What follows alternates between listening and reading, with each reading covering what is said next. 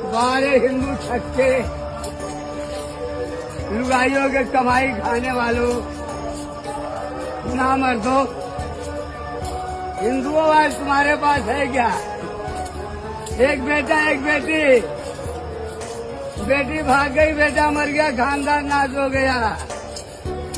तुम्हारे घरों में चिराग भी जलाने वाले नहीं हिंदुओं, तुम्हें शमशान तक ले जाने वाले भी नहीं हैं, तुम्हें मुख में आग भी देने वाला, पिंडदान भी करने वाला कोई नहीं हिंदुओं।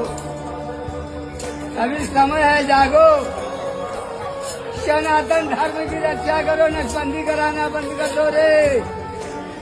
महाकाल देश सारे हिंदू छक्के बन गए, 12 हिंदू छक्को, सारे हिंदू छक्के नापुंसक हिजड़े, वाह